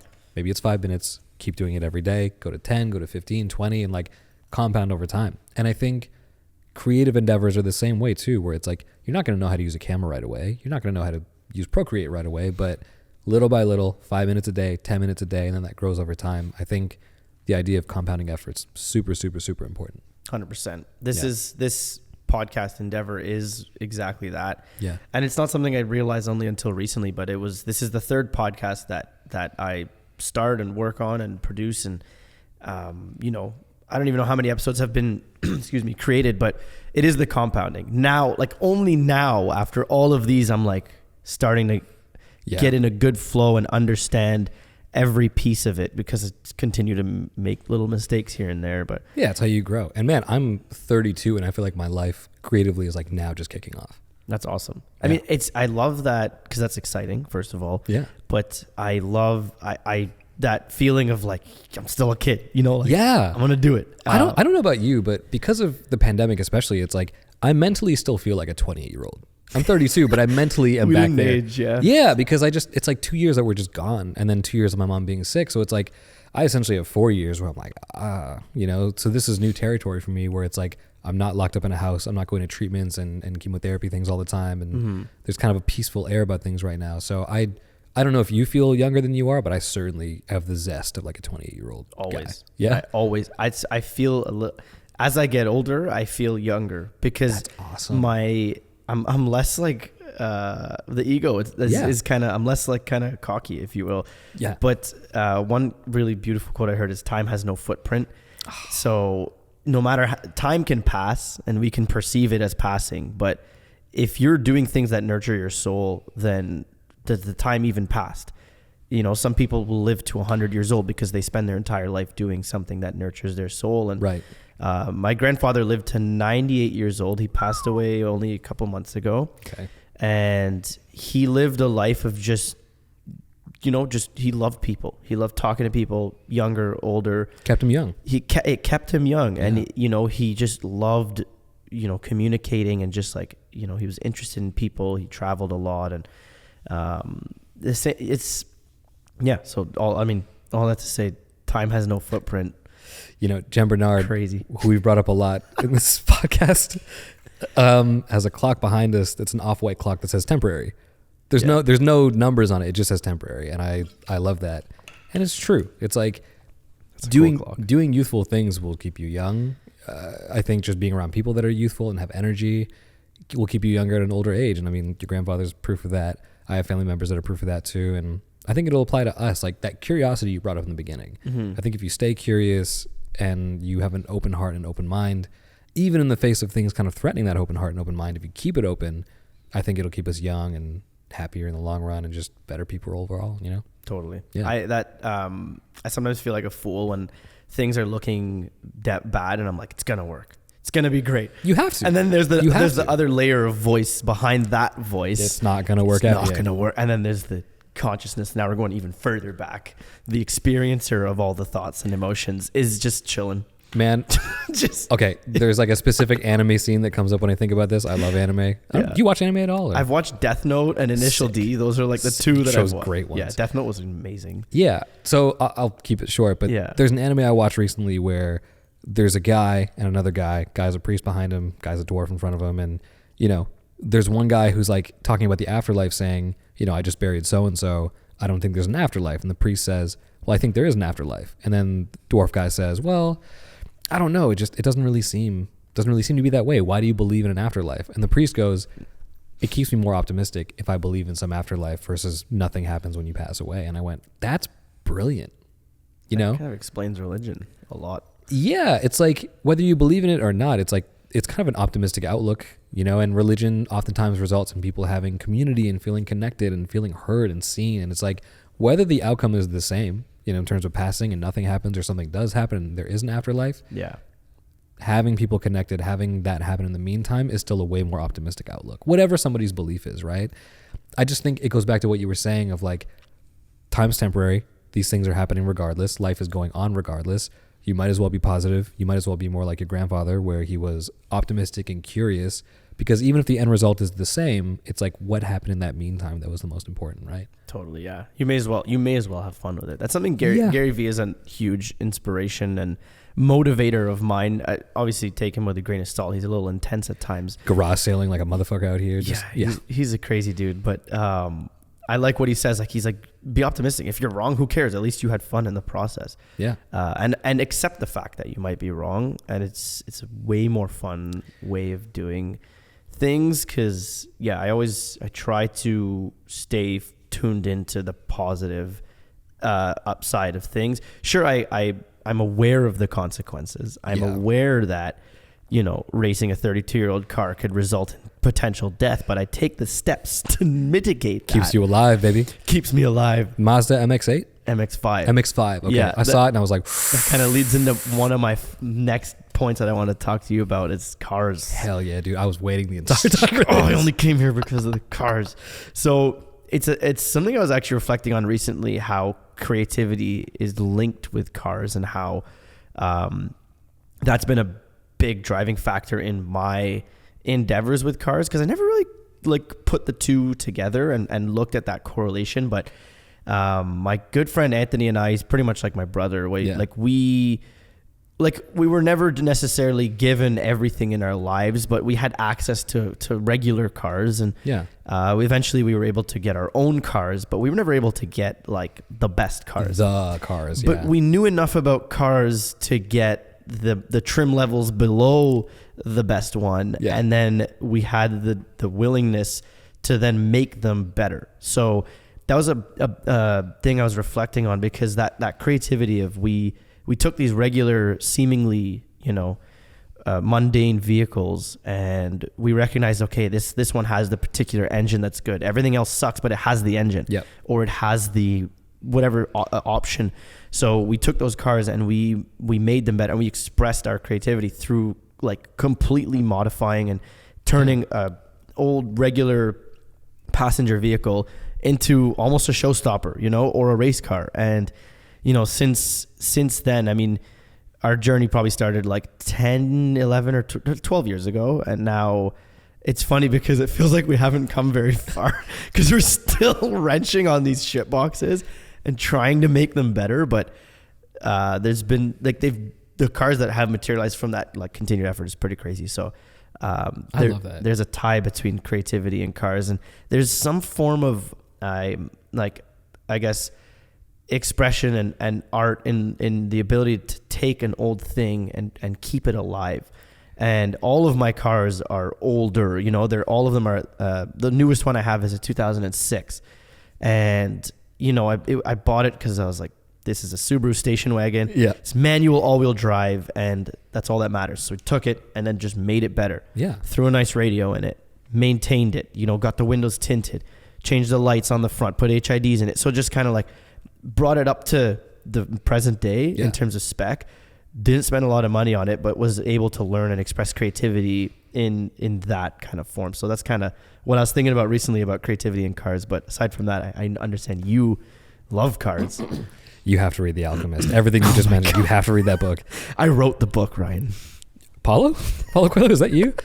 Nice. That's why I know so much. Crazy thing about Paulo Coelho is he published that book and it did like 0 numbers. Like it was not a popular book. And then after his passing, years and years later, then it became a kind of cultural phenomenon, which is amazing. But Sarah, get him to read the book. Check it out. Yeah. Yes, I'm a car guy. And also, like, going back to what you were saying, I think the whole ethos is taking, you know, something that is seemingly nothing and turning it into something. I feel like even when you have a Jay Leno garage one day or like esque type of thing, I think you'll still be doing this, because I think you sound like a guy who's obsessed with process and tinkering and slowly leveling something up so that it becomes something, right? I do love cars. I wasn't the guy growing up that loved cars because for most Guyanese men, I know I'm picking on Guyanese guys a lot, but it's like a lot of them just like terrible spoilers on cars, like full body kits on shit that just shouldn't exist. Lebanese men are the same. Don't worry. Don't worry. You know, just tricking shit out that like putting a catback exhaust in a Civic for zero reason. You know what I mean? Like neon lights, getting Sparco parts for no reason. Like just insane shit. Like hanging big Guyanese flags from the wind, like the rear view mirror, just dumb shit. And just, there's a bad reputation that we have for that. So I was never really a car guy growing up. Honestly, for a long time, I drove a 2008 Civic and I drove my parents' Corolla forever. But I got a BMW and I got a white BMW. So I'm officially a walking stereotype as a Guyanese guy. You're a real estate agent. Yeah, pretty much. The dirty looks I get sometimes in that car, and then people realize I'm actually a nice guy. They're like, okay, cool. When I tell dates or anyone that I'm driving that car, they're like, you're either the biggest piece of shit of all time or like just a decently successful guy. Car guys. I know, but people associate so much, right? Yeah. Especially white fucking BMW. I love it. Anyways, when I got that car, I was like, I'm not a car guy. I'm not a car guy. And then I drove it on the highway for the first time, and I was like, I'm a car guy. I just love the feeling of it. Autobahn. Yeah. I would love to one day, but German cars are so great on the highway yeah, compared to others. knock on wood, nothing's gone wrong with that car. I absolutely love it. It's been 5 years, and I really lucked out because I bought it from an older man who never drove it. Cool. So it's a 2013. Best case. Yeah, and he just kept it super well maintained, never drove it. I bought it in maybe 2019, and it had 30K on it as far as kilometers. It's been amazing. But that's officially turned me into a car guy. But going back a little bit, growing up, I loved Fast and Furious. I loved Need for Speed Underground. Big gamer as a kid. So I'd always see like the Nissan Skyline GTR and the Supras and Honda Preludes and think they were amazing. It's like I wasn't obsessed with having material things. I just loved how they felt and how they looked and the aesthetic behind it, which kind of going back to the whole thing is probably where I got a good sense of design because cars have to be super well designed and engineered to keep people safe and also just be aerodynamic and kind of go through all these checks and balances. But I loved it since then. I remember seeing, you know, luxury cars later on in like the James Bond movies and being obsessed. Like I think I brought it up with you, but the Aston Martin Vanquish in the Pierce Brosnan Bond movies, like just that's the old one, right? With like the multi-spoke, it has all the little spokes in the wheels. That's right. The star center. That's cups. right. Beautiful. Yeah. And it's like, then I started looking more into Rolls Royces and Bentleys and just, you know, upscale cars. And then I started looking into the history of these companies like Ford and Ferrari and all, and it just being fascinated with the universe of cars, not just the physical thing itself. Because I think there's people that, you know, they love just the physical cars and they're more material based, and that's totally fine. For me, I love the whole culture and universe of, you know, where did Ford and Ferrari start? Where did these companies start? You know, how does BMW go back? Like, what is the engineering like? Why do they make certain design choices, right? I love the lifestyle and everything kind of culturally surrounding it. So I'm a car guy now. I have a list of dream cars. I think my realistic dream cars are like the BMW M3, M5, and M7. Nice. Love those. And like newer ones? Newer ones, yeah. And then, you know, far off one day, it's like, I love Ferraris, I love Lamborghinis, I love those cars too. Actually, the Audi R8, I feel like, is like one of my favorites too. Just last summer, I took my brother-in-law out for his birthday, and we went to a track for the first time ever, at least my first time. Yeah. Drove around supercars, and I was like, I'm hooked. This is amazing. Oh, dude, I got to get you around the track in my 32-year-old Mazda. Hell yeah, man. It's the most exhilarating experience because you feel everything. There's no carpet, fiberglass roof. It's loud. It's not very fast, but it's very light. I would love to. And the momentum is thrilling. But the feeling of driving it, right? Like that's the most important thing. And, you know, even going back to advertising, half the times nowadays, car companies don't sell the features of a car in terms of horsepower or windows or you know, heating. They sell the experience of what it's like to drive that car. True. You know, BMW as a brand does that really well. Because specs are through the roof these days. Anyone could, like, electric cars have, you know, outrageous horsepower figures, but it's true. The feeling. Yeah. That's a good point. It's why a lot of us get nice things, because it's like we like how they feel, not specifically that thing itself. It's like having an espresso or like having a super cool coffee maker. It's like you love the experience of using it and then drinking great coffee, but you could care less about like how many watts it consumes or like, you know, the technical specs about it, right? That's true. Yeah. People don't buy products and services. They buy memories. They buy experiences. They buy feelings. Yeah. But yeah, what I love about cars is, you know, they can be used as just a tool of transportation. Great. Gets you from point A to point B. but also take care of them because they will take care of you. Yes. You don't need to buy a new car because yours needs $1,000 in maintenance. Do your oil changes. Yes. Oh my God. My father's a mechanic and has been since he was like 15 years old. So he's, he is like my like shining star of how to take care of a car properly. And, he taught me so much about cars and still does to this day. And so what I was going to say, so cars can either be, like I said, tool of transportation, or it can be a tool for expression. It can be a vessel of experiences. You throw all your friends in a car and drive for 5 hours. That's a great time, and make a mission, make an adventure out of it. And then you can take it up a notch if you want to modify it. If you think, hey, the engineers in the 90s made this, but now we have access to 4 decades worth of tech, we can make it even better. That's another thing that I honestly, like, one of the things I love doing is using new tech to keep an old thing alive. It's a challenge. It's real. Like, I got my 32-year-old Mazda running on a modern computer. That was great, but then I blew the engine, but that's irrelevant. Separate story. It's fine. Separate story. Not because of the computer, because of a mechanical failure. Yeah. But we're working on fixing that. But another thing, it's like, putting like a modern radio in my 20-year-old Jetta, for example, and then being able to open my garage with a touchscreen in my 20-year-old Jetta. I'm like, this is cool. Like, amazing. I'm still like fascinated by little tiny things like that. I can tell by the way you're talking about it. There's like a childlike zest about it. There's like a nice, like, kid-like curiosity, and that's how I feel about design, and that's how I feel about a lot of things that excite me to this day. And like, I totally understand where you're coming from. Mm-hmm. I feel like more of a child now than I did when I was younger, and I think 21, 22, kind of being an insecure guy, it's like I would always try and boss up and be like, I'm a man, like I'm a dude, like I'm a guy, and now I'm just like, I am nothing, and it's fine. I'm just curious, and I'm whatever. Like, I'm so laid back and relaxed, where it's almost like disarming to most people. But I love hearing other people just get to a place where they're more childlike and they're more curious, and they just don't give a shit if anyone perceives them a certain way. Totally. I love seeing the energy you have when you talk about this 32-year-old car. It's caused me a lot of stress. It's drained my bank account. Most 32-year-old things do. Oh, you're as old as my car. Yeah. No way. Hell yeah, dude. Vintage. You should meet my car. Yeah, sure. Please don't tell me your car's name is Ryan. Please tell me it's like something. Do you have a name for your car? I don't name my cars. Because that way, if I put them in a wall, it's easier. Ooh, oh yeah, that's tough. So I love cars dearly, like so much, but I try not to get emotionally attached. Because one day I woke up and my car was on my lawn.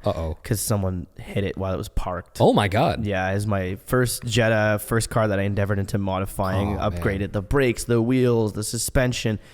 Literally had my first track day in 3 weeks, and the car was parked on the road like this, and lady, she had a seizure and hit the car on the other side of the road, and then the car that she hit my car hard enough to make it smack the curb, jump onto my lawn. Man. So I woke up to my neighbor banging on my door. I'm like, what is going on? So I look out the window, and my car's on. I'm like, oh shit. And you were like, Sophia, no, you didn't name it, so it's fine. It's totally okay. I had named that one like Henry or something silly. I don't know. You know what it was for me? I watched Gone in 60 Seconds one too many times, and I just started naming my cars. So Sophia is outside right now. Your car's Sophia. Yeah. Sick. Yeah. Yeah. That's cool. What was it? Wow, he had a name for like. Have you seen Gone in 60 Seconds? I actually don't think I've seen it. Awesome. I feel like out of anybody, you need to read The Alchemist and also see movies. Gone in 60 Seconds. I know. There's I think an SS Chevelle. I think that's what it is. Love those. And it's like the last car on the list that he has to go get, and there's like a whole story behind it. But yeah, I won't ruin it. Just watch the film. I'll check it out. Yeah. But to your point about that childlike spirit is to anyone listening, that if you find yourself, when I find myself excited by things, like I'll literally see an airplane take off and lose my shit. Yeah. Because I'm like, what? Like it'll be, because a lot of my routes go around the Ottawa airport. Yeah. So it happens often enough that I fly right underneath a plane, and we go, and it's like a freaking Ken Block, like Gymkhana or something, with an airplane and a Subaru Legacy. But I just get excited, and I'm like, this giant piece of metal just flew over me going 400 kilometers an hour. Yeah. I mean, when you really think about it, it's amazing. It's insane. And I get pumped, and I encourage anyone listening, if there's something that, however seemingly silly it may be to everyone around you, just get pumped. Man, get pumped about it, because that energy is contagious, and that energy fuels you to just go and do more cool things. And like, yeah, we touched on Gary Vee and a few folks that like kind of work in the self-help and self-improvement world, and I think one interesting thing too is that when you do one thing that's contagious and passion driven, it spills over to other areas of your life. You know, so if you're obsessed with fashion, you love clothing, it's like if you start dressing better and you do it for you and not for outside attention, you'll probably notice other areas of your life start to become better. Maybe you start making up your bed. Maybe you start doing things like cleaning up the house more. Maybe you get your finances in order. Like that compounding thing that we talked about earlier. Yeah. I think it starts with passion and curiosity about something. And then if you let it build, I think it'll spill over into other areas of your life in a good way. You know, kind of coming back to this year, it's like after my mom passed, I had nothing left. I was just empty. And the first 2 months after she passed, all I did every single day, I didn't go out. I didn't see friends. I didn't do much. I just cleaned up tiny sections of my apartment. I just Marie Kondo'd the whole shit. And my apartment looks totally different now and I love it, but it's like, that's all I had the energy to do. So I'd literally, it'd be a Tuesday and I'd work and then I'd finish and I'd go, I'm going to hang up those mirrors. And I would hang up those mirrors and I'd be like, great. And eat dinner and go to bed. It's all I had the energy or mental capacity to do. And I just did that every single day. And by the time I looked up, I said, oh, my apartment's totally different and it matches actually who I am now. Cool. Go get your finances in order. Go, you know, get some new jackets or get some new things and start dressing a little bit better. And, you know, it started spilling over to other areas of my life. So it's like, make up your bed, clean your room, you know, do small things every single day. And if it's from a place of passion, like that will spill over to other areas of your life, I think. I agree. Yeah. It is true because it gives you confidence, and nurturing that confidence has been very important for me, especially as like, you know, an entrepreneur, business owner. You kind of got to be there for yourself. As you know, you don't necessarily have a manager or a boss saying like, you need to get this done by this time. You have an obligation and you have a responsibility and a commitment that you've made to your clients and your employees and contractors, but there's no one telling you like, do the work or you're going to be fired. It's like, so it's just kind of you versus you, or not you versus you, but it's you and you. Yep. So that's cool that you know, thanks for sharing that kind of story of how you were able to kind of just like piece by piece, just kind of get that momentum back and going again. And I lost my train of thought. Do you feel like, what do your support systems look like? Like, you know, when you have tough days too, you know, is it your partner? Is it certain movies? Is it like what things in your life kind of bring you back or give you comfort when you go through those tougher times as an entrepreneur? Exercise, running. When I turned 25, I tried to run a kilometer. I couldn't even run a kilometer. Now I'm 27. I ran 5K last week. Dude, congrats. I mean, I did it. Thank you. But it took me probably a year to get to that milestone. And I have flat feet, so running's not easy for me. But through like diving into exercise, I just did it inconsistently when I was younger, never played sports, but I don't know what happened. When I turned 25, I'm like, okay, you know, quarter century I've been alive. Yeah. You know, it makes you think. Notable amount of time. And I'm like, I don't want to, I physically, like I love the body that I've been blessed with and the genetics that I have. So I want to take care of that. And so exercise has been this outlet where no matter how hard of a day I'm having, if I go and I exercise, whether gym or just walking or running, it leaves me like, you know, feeling like my problems that I had are not actually that bad. Yeah. It releases something. Just get the heart pumping, sweat a little bit, do a hard workout, do an easy workout, whatever it is, exercise. And then community also is another one, through friends, through podcasting.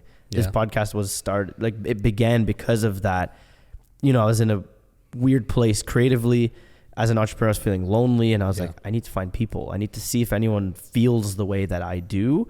And the further I dive into this, the more I realize we are all much more alike than we are different. And I think that's what's beautiful about humans. And also discussing about some of the modern things in society, because I'm not going to pin it on any certain like higher power that's trying to like, you know, separate humankind. But there's a lot of mechanisms in this modern world that like, in a way, the way they work, they happen to separate people and draw you apart, because it's probably for financial reasons more than anything. But I like to come back to community and like self-care, really. That's the main a beautiful answer. Yeah. And it's so important. It's like communities can look different too. They can be online, they can be in person, it could be squash, it could be exercise, it could be sports teams. Like half the times growing up, I feel like I played sports just because I wanted to be around people that were trying to accomplish a similar goal. Yeah. Not because I wanted to dunk a basketball, which, being the short king I am, the 5'6" king, I cannot do that.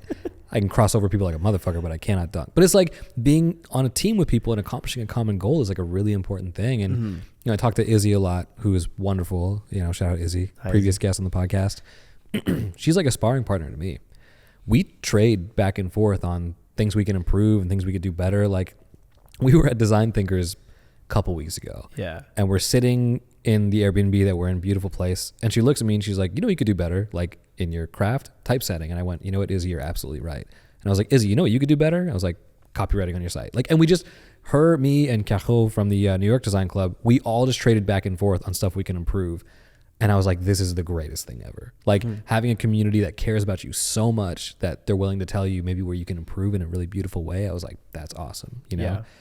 I wouldn't be where I am if people didn't come to me saying, this shot looked great, but your white balance is a little bit off, or maybe your color grading could use some work here. You know, highlights are a little bit too sharp here, shadows a little bit too dark, like that sort of thing. Really specific stuff to even high level stuff of, you know, even recently starting this studio form, I've been working a little too hard at it. You know what it's like running a business. Like it's your baby. Like you care about it so much. And I've been working, you know, especially in the early stages, like very long hours. And there's people that check in on me going, you seem a little off, man. Like what's going on? I'm like, oh, I've just been working a lot. They're like, shut the laptop. Let's go out and do this. So you need those checks and balances. You need those kind of fail safes in your life. And whether it's exercise or community, I think it's so important. You're 100% right. Cool. Yeah, man. It's the ego hates that though. It's that this needs improvement. You're like, oh, that hurt. But it's a good thing, you know, like for me, like if I receive constructive criticism or just criticism at all, it stings for a sec. And then I'm like, okay, where's the truth in this? Yeah. And let's rethink and get better. And, in the last, let's say year and a half, 2 years, I've been working with Ryan, who you met, Ryan Dennis, our editor, and Cameron, and they're both very talented individuals who have skills that I don't and know things that I don't. So I love working with them because they have an ability of reflecting back to me what I don't know. And they also are, you know, they have the courage to just be like, this could have been better. Yeah. And let's do it better next time. Because for me, I'm just like, okay, it was great, you know, and I'm busy and I'm like, we're moving on to the next thing. And they're like, yeah, but like, let's just revisit, look at this. Okay, it could have been better. Let's do it better next time. Let's try this next time. I'm like, sick. And that's kind of this podcast. Like, this is a new light we're on. I will say, like, this is like the 22nd or 23rd episode. And it's a new lighting setup again. It's again. And Ryan was here earlier and he's like, we can get that light stand like right in super close. And the light stand is like literally right on the edge of the frame. And we have another light right outside the frame here if you're watching this on video. So yeah. Ryan's not here right now because there can only be one Ryan in a room because I get super insecure. No, I'm just kidding. That's not how it goes at all. Shout out Ryan. You did a wonderful job here. Ryan. I think the main reason he's not here is because he edits these episodes. So he doesn't want to hear the conversation twice. Yeah. No, hey, fair enough, man. I have a special hat that I tip to editors too because it's like having to go through footage and audio and like, you know, really just scrub through and make those tiny micro changes. Like that's insane and a crazy attention to detail. And like, I can barely hear myself back on radio or podcast or like on video without being like, oh my God. You don't like the sound of your own voice played back?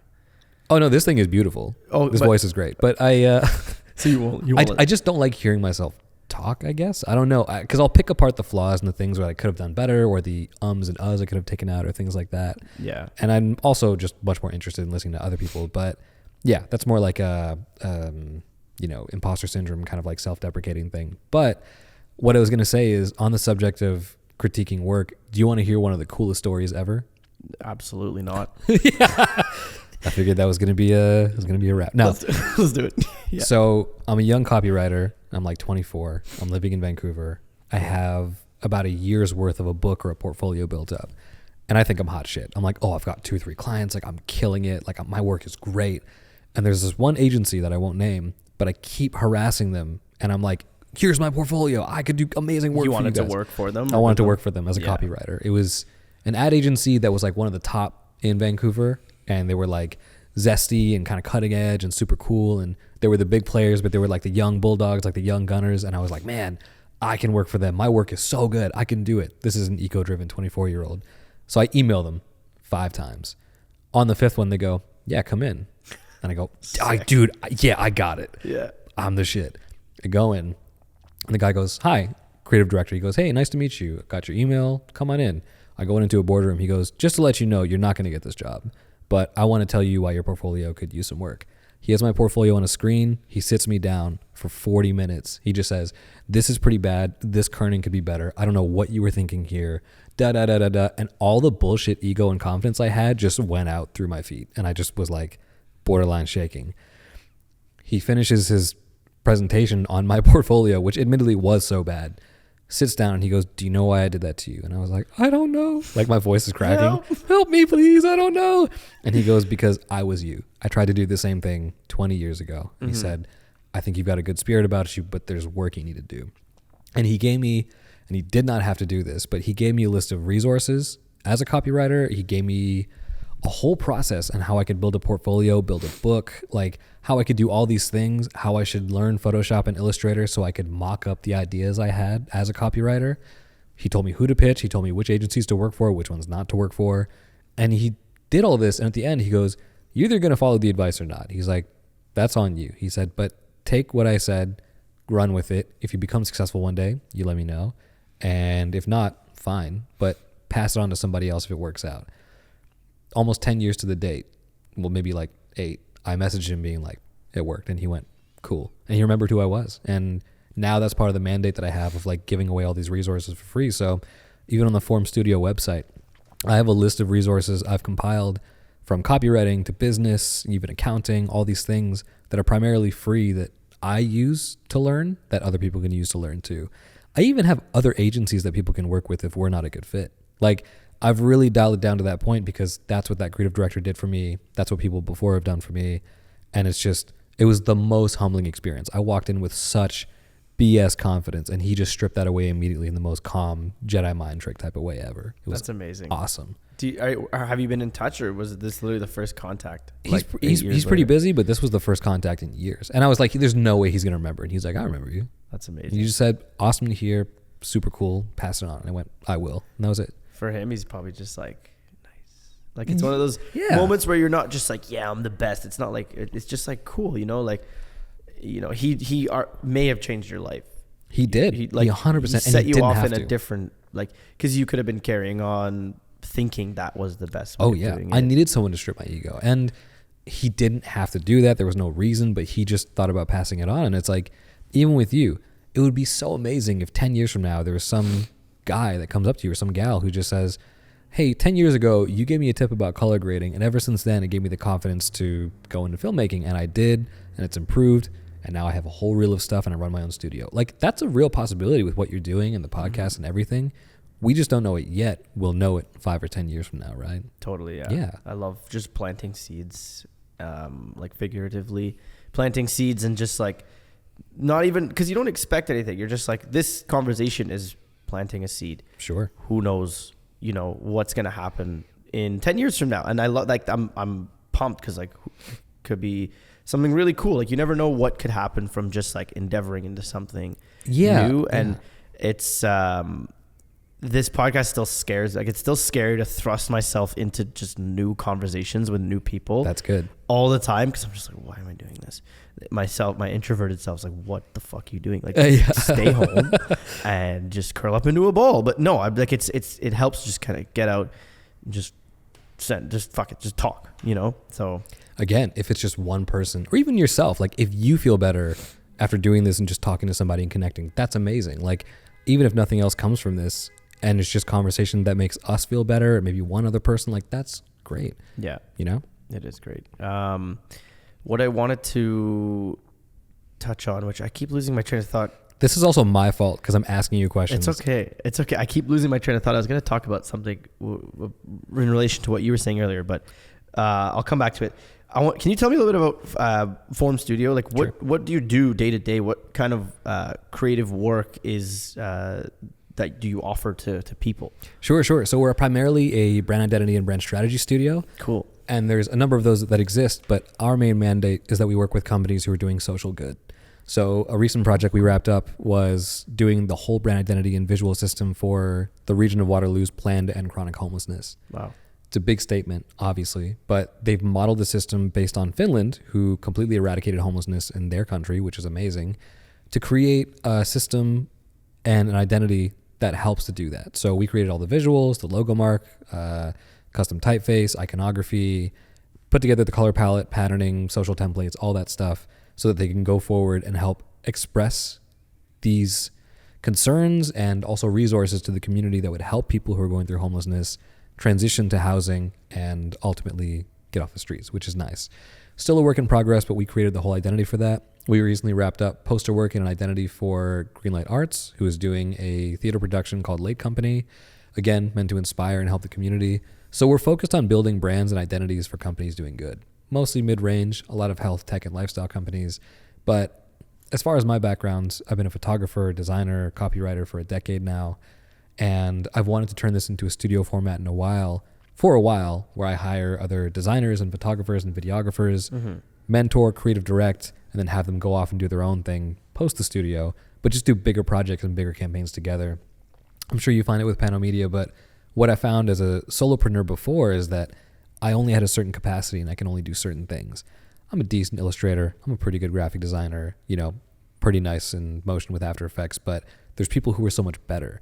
So for me, if bigger projects come in, what I like to do is hire folks and put money in good people's pockets who are doing great work that can help me accomplish bigger projects together, so it becomes we instead of just me. So that's the idea with Form Studios, to keep doing work for companies doing good across verticals, but hire other designers, hire other folks who could do great work and work with me on it to accomplish bigger things. That's cool, man. I wish you all the best with that. That sounds interesting. I'll keep you posted. I would love to come back a year from now, see where you are, see where I am with the studio, and just high five. Yeah. And drive around in Mazdas. And just high five, but freeze midair. Yeah. That's the only way to do it. And then camera orbits around. That's right. Yeah, it's cool. And it's a very limitless model that way, because your time is not scalable, but your team is 100%. So I can, just based on your outlook on it, I have a good feeling that it will continue to flourish. I have the right people in my life too, so that's a really important thing. Yeah, but you, Izzy, good resources. Yeah, and it's only growing too, right? I'm sure you're meeting more people. The more you endeavor into new things, you meet more people, right? Yeah, and you go fast when you're alone, but you go far when you're together. Mm-hmm. And to work on bigger things and to open up my capacity, it just makes you want to do more. And yeah, I think one of the important things too is, I'm sure you've worked jobs, I've worked jobs as well, where there's creative directors or art directors or folks who, may or may not know what they're doing, and they tell you to make the logo bigger, or like, oh, just, mess around with this font, or they don't really know how to describe feedback. Because I've been a designer for so long and a photographer and a copywriter, if someone comes to me with a campaign idea, or someone literally gives me an Illustrator file, I can guide and advise on things and help get things to completion because I've been in the trenches of doing that work. So I hope to be a really good leader, and I hope to be someone who can really mentor and advise in a great way that's not just top down, but also on the same level of folks, right? I would love to have a junior designer where we go back and forth on how to set up grids properly in Illustrator, to format things properly, or shortcuts in Lightroom or workflows in Photoshop or things like that I've actually done to really see eye to eye and help people at a very ground level, but then also help advise people on how to send the right proposals, or what good invoicing structure looks like, or even what a master service agreement is, or how to have retainers with clients. Like, I want to help people and designers and employees that we work with grow so much that they leave the studio, do their own thing, grow like crazy, and just help them become better people too while working on bigger projects. That's cool, man. Yeah. Yeah. And I think there's got to be some paths crossing at some point between us and our work. I'm sure there's something there. I want to know, like, you as Ryan, what do you do to empower your creativity and your energy on a human level? Oh my God, that's a good question. You're killing it. There's a super high level answer to this, and then there's like a real practical answer. The practical answer is the first 2 hours of most days I spend looking at Behance, Illustrator guides. Like, I literally spend it being a sponge, like you mentioned, and I just absorb shit. Just learning stuff? That's how I start my day for the most part. Yeah, I'll go for a walk. I'll get sun exposure. Andrew Huberman, don't kill us. Like, I'm doing the right things. Yeah, man. Yeah. And I'll do that, but as soon as I come back and after I'm done a workout, it's like I'll spend 2 hours just Behance, Dribbble, studying references from Pinterest or other design sources, just absorbing as much as I can. So I usually fraction the morning into an hour where it's design focused and then an hour where it's business focused. And I learn both things, and then I start doing the work for the day. So that's a very practical answer. The high level answer is I love weird music and weird films and weird art. And like we mentioned Fellini and Kubrick and Kurosawa and Wes Anderson and like all these directors. I love strange films. I love slice of life films. I love anime. I listen to obscure music, everything from Death Grips to Brockhampton to you name it, like whatever. But listening to those things and kind of seeing what's happening out in the world in different scenes, it informs the work that we do and the work that I do, because it just gives me different perspective and reference, right? So seeing what a Kevin Abstract from Brockhampton would do in a music video, or seeing what Lupe Fiasco does, or seeing what Nirvana did back in the day, like you get inspiration for typography, you get inspiration for music videos. I'm sure it's probably the same thing for you in film and video work, like getting inspired from a wide variety of different sources. So low level, very tangible. It's like an hour or two every morning spent on learning design from different sources, and then high level, just filling my life with different music, poems, art, film, that sort of thing.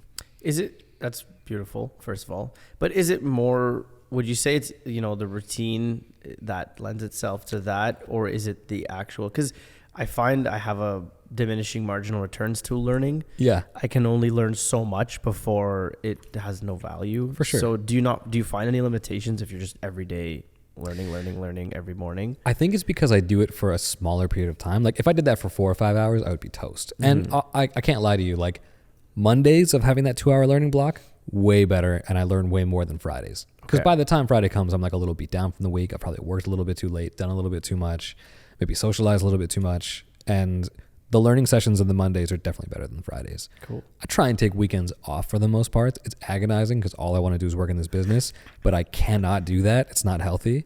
Even now, it's like I'm going to forcefully remove myself this weekend and just enjoy Ottawa, and the company instead of working. But yeah, it does diminish a little bit.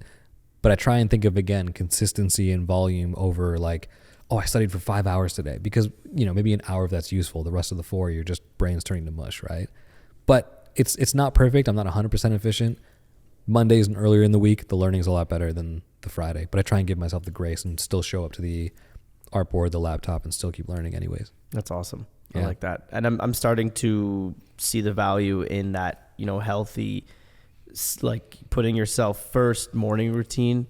And that involves just like, being mindful of how I wake up, not going on my phone and getting sucked into, social media, journaling, like writing my thoughts on paper physically, and just light movement, just breathing as you just did. Like those things, I find have been the most effective, and they're the most accessible. That's the funniest part. It's so simple and it's so connected. I'll be 100% honest and transparent. Right before I got here, as I was in the car, I was like checking email, checking things to make sure everything was cool and set. And I found out that the studio lost a bid to a proposal for like a massive project that would have been amazing for the new year. And we didn't lose it for any bad reasons. It's just, it was an RFP that went out to a few studios. One studio got it, and we're super happy for them. But same thing, there was a moment of like, oh my God, what am I going to do? Or like, should I just send out proposals right now? Or like, da-da-da. And it went, no, you're going to go enjoy this podcast and like have a good conversation and shut off for the weekend and then come back on Monday, because there's always work. There's always things. There's always stuff out there. Kind of goes back to what I heard on one of your podcasts is like, if you start a business, like what's the worst that happens? Like you go broke, like, or it just doesn't pan out. But, as long as you make decent enough, intelligent enough moves, like you're not going to be on the street or anything. It's like worst thing that happens is it doesn't work out and you learn some stuff along the way, Yeah. As long as that comes with the caveat, as long as you live within your means. Yes. Yeah. That's a very important one, because flashy things are enticing because you can find ways to fund a pretty lavish lifestyle using a business. Yeah. So it's important to just kind of like not get caught up by that. I just want to live like a Keanu Reeves-esque like humility of life, where like the motorbikes. I mean, we could talk about his company at length, but yeah, like the guy is just a regular dude in terms of what you hear about. Yeah. Just rides motorbikes around. And he's just approachable. Like the guy rides the subway, apparently. Like he'll just like go do regular citizen stuff. And that's also why people love him so much. It's just, no matter how successful he's gotten, it seems like he's just a very down-to-earth person. Mm-hmm. And I don't know, I see that humility and I'm like, why not us? However successful we get. But I feel like that humility for a guy like that helps him navigate the lows and the highs too. Like he stays pretty even keeled. So back in that car, back before this podcast, like thinking about that proposal, I don't know, just staying humble and being really excited to be here with you and being in the city, which I love. I just thought about that, and I'll shelf it for the weekend, and I'll come back on Monday and apply to a bunch of, other jobs and gigs and things, right? Yeah. Yeah. All the best with that. And I mean, it's almost always when things don't pan out, you find out later that it was to make way for something else. And, the whole everything happens for a reason, but it actually kind of does in a way, whether you see it or not, or want to believe it. Sarah, my girlfriend, she's taught me a lot about, she's opened me up to how beautiful life is and how magic is there if you want to see it. So if you chalk off everything as coincidence, then you'll never see magic in your life. But if you believe in the fact that there is a connectedness, there's a reason you bumped into someone from 10 years ago that you happened to think about yesterday because you kind of summoned them. And sometimes I'll think about people and they'll call me and I'm like, cool, and it's happened enough times that it's not coincidence. You're like, okay, I see what's going on. So here. now I gotta be careful what I think about. Shout out Sarah. You got to read The Alchemist. Everything you're talking about, man. Like, you have to read that book. I got to read But I think that's such a beautiful way of looking at things. And like, it's wonderful to have a partner and a sparring partner and somebody that challenges your thinking and also reminds you of things, right? Like, I think as an entrepreneur too, I think a lot about safeguards and things that keep you sane and things that kind of reel you back when you go off the deep end. Because kind of like you mentioned before, if it's you and you're gunning at this thing, if there's no one to reel you back and it's just you, it's like you'll go full tilt at it because you care about it so much and you're so invested. But, again, it's a consistency and compounding interest, not work for 17 hours on a Monday, which is not it's unhealthy for everybody, right? So it's good to have mechanisms and people that bring you back into balance. Yeah, totally. I know I need it for sure. Totally. And even there's times where you can do a 17-hour day and you're on and you're doing it and you shouldn't stop yourself. Maybe you should, but it depends on the person. But like as a entrepreneur, business owner, whatever, if you're endeavoring on something that you're so passionate by that it's become woven into your life, sometimes the boundaries need to be dropped, but that is for you or judgment. And there's some people, like there's some wild CEOs that run off like 3-4 hours of sleep. I can't do it. I need a solid 8. And it looks a little lame during the weekdays, but it's like, I'll go to bed at like 10:30 or 11, but I'm back up at 5:36. Just exactly, so it's like, you can make up the hours in different ways, but I think it's just about being healthy, whatever you decide to do. Right. So sometimes if there are those 17-hour days, cool. You can't do it every day. Your body's going to shut down on you. Right. So I think there's like sprints and pushes, but just again, knowing that it's a marathon versus like just this 100-meter dash every single day is pretty important. Yeah. That's what a lot of, I work with some men in their 40s and they exercise consistently and they tell me the exact same thing. It's a marathon. It's not a sprint. You don't want to hurt yourself when you're young, whether it's physically, emotionally, because you want to be able to continue forward. Right. Yeah. This has been a beautiful conversation. Thanks so much for having me. Nice to chat with you. We are limited by batteries and memory cards. Yeah. But we still have time for a couple more things. If you could leave a message to past Ryan, what would you say to past or future Ryan, whichever one? Which one would you rather talk to? How about both? Sure. Okay. Past Ryan, I would tell him to be more of himself, ditch the ego. It's not fooling anybody. It's only hurting yourself. Mm-hmm. Be that kid that loves anime and loves cars and is super excited and vulnerable. Don't be so serious because you think you have to portray a certain image. Don't feel like you have to project anything forward. Like, who you are as a kid is so much more than you think. It's enough. Don't worry about being this thing or being this image. And then I would tell older Ryan, you did it. Sick. Yeah. You did all the right things. I hope older Ryan watches this and it's like, yeah, I did do that. I love it. That's amazing. Yeah. It's really cool because the generations beneath us, because we're kind of the for us and people with plus or minus 10 years from our age, we're in the generation where our entire lives are digital. Yeah. And our ancestors, or I guess, will they be what are the people that are gonna, like, our grandchildren? Those aren't our ancestors. Those are you mean like the generation ahead of us? There's some name for it, successors. But sure, successors. The people that come from building families and having kids and whatever, they will be able to look back and be like, oh my God, like Grandpa Ramzi was, 27 years old, just talking on a couch with a bunch of people. He wore the sickest watches, and he was such a good dude. And like, yeah, but it's cool because I have like fragments of my family history. I have like 1 or 2 pictures of my father when he was 18. That's it. You know, everything was, I don't know, people were terrible at keeping track of things and organizing things. And it sucks because, you know, a lot of my family's in Lebanon. When someone passes away, I'm like, where's the photos? Where are they? We need these photos. Yeah. And so, you know, sucks about that loss. But at the same time, now it's cool because moving forward, our future selves can look back and be like, cool, or you're an idiot. And I think it'll be the first one. Our kids, if they want to, or our whatever successors, will just be like, cool. And they can learn if they want. They can just dive so deep into who we are. And I think it's pretty cool. And I think that's why, you know, Gary Vee talks about documenting a lot. And I think that's why it's important, because whether you use it for quote unquote content or things later, fine. But it's like, maybe your kids one day, maybe your kids' kids, or somebody sees it and they go, oh, you know, Ramzi, you know, grandfather, whatever, was so vulnerable and so open. Maybe I can do that too. Or I didn't know this thing about him and maybe I could do that too. So ultimately, man, I want to give you your flowers because this is beautiful. And Thank you. We're here in the now, but I can't wait to see what this is like 5 years from now, or where you are, or what cars you're working on. And I think whatever happens with this podcast and whatever happens with your company and my company, it's like, this is a beautiful snapshot and you're doing great things. And I think it's really helping folks through stuff. Thanks, man. I appreciate that. Yeah. Really nice words and motivating, inspiring words to keep going, especially when things get hard and, you know, you're working late or you're just pushing a little bit beyond your limit. And so thank you. I appreciate that. I will probably forever be working on ship boxes on the floor. And no, maybe I'll get a hoist one day, but maybe I'll be working with you on one day. Who knows? Be working on ship box. Yeah. But,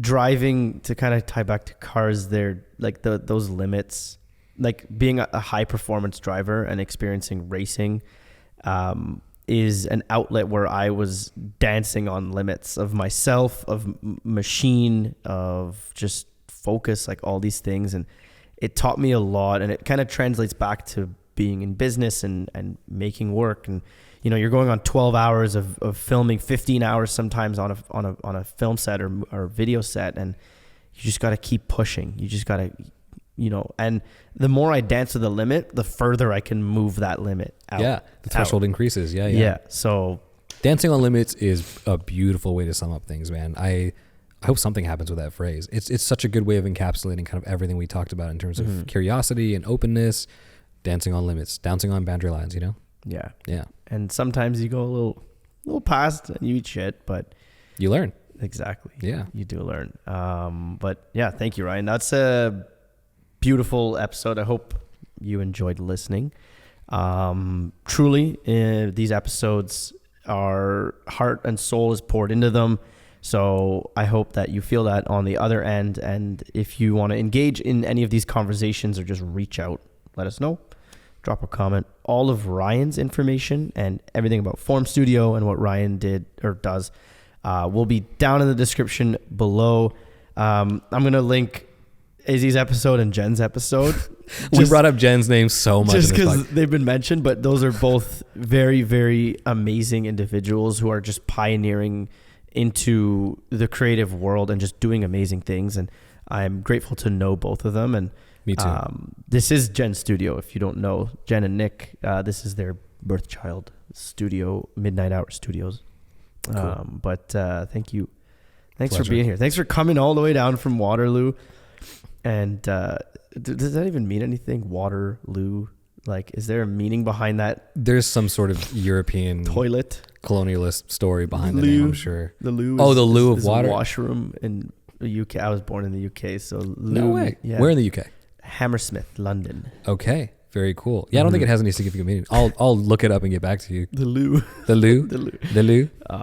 It's funny. I had a teacher in high school who would say, "We don't say lieutenant, we say lieutenant because loo is washroom." I was like, okay. Okay.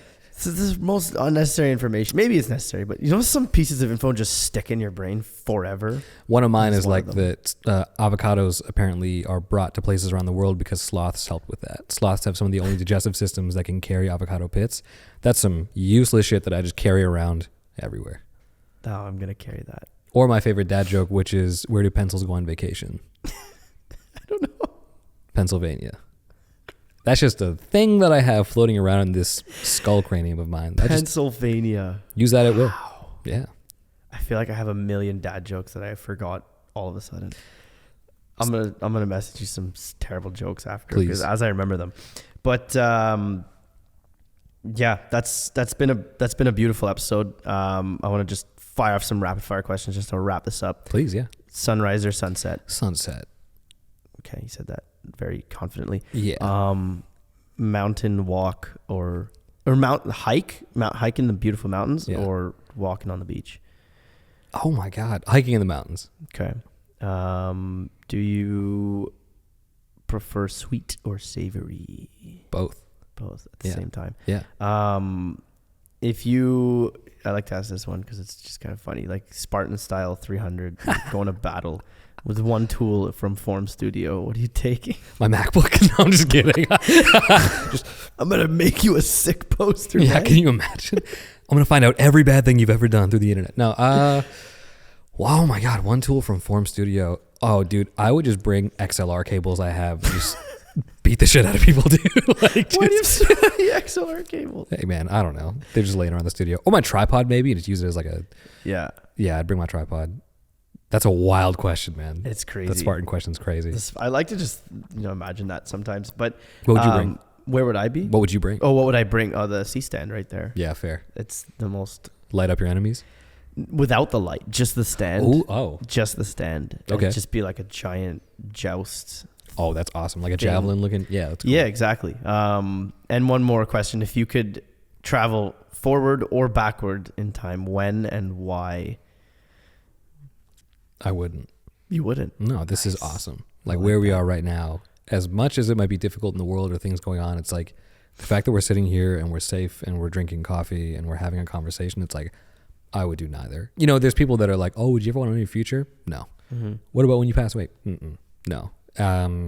I'm so grateful for this thing that we're in, and I would never go forward or backward at all, even if I had the choice. Mm-mm. Love that. Yeah. That's a beautiful answer and a beautiful way to close up this episode. So I'd like to thank you again. Thank you, Ryan, for driving all the way down here Absolute pleasure. Gracing us with your knowledge and wisdom and insight. It's been a blast to get to know you more, and I'm sure there's a lot more conversations to be had between you and I. We'll be back for sure. We'll be talking more off camera, on camera, I don't know. But thank you for listening. Thank you, Minute Hour Studios and Pano Media for, powering and supporting this show. The Creatives Podcast is available on Amazon Music, Apple Podcasts, and Spotify. And also, if you like to watch it in video form, it's available on YouTube in 4K. So if you want to watch it on your TV in your living room or whatever, or also on Spotify, you can watch it in a video form. We put the videos on there. And then on social media, we'll post clips just of like highlights and best moments and behind the scenes and all sorts of stuff. So if you want to know anything about this podcast or get involved in some way, shoot us a message. We'd love to chat. But for now, I hope you have a lovely day, evening, morning, whenever you're listening to this. And don't forget to enjoy yourself.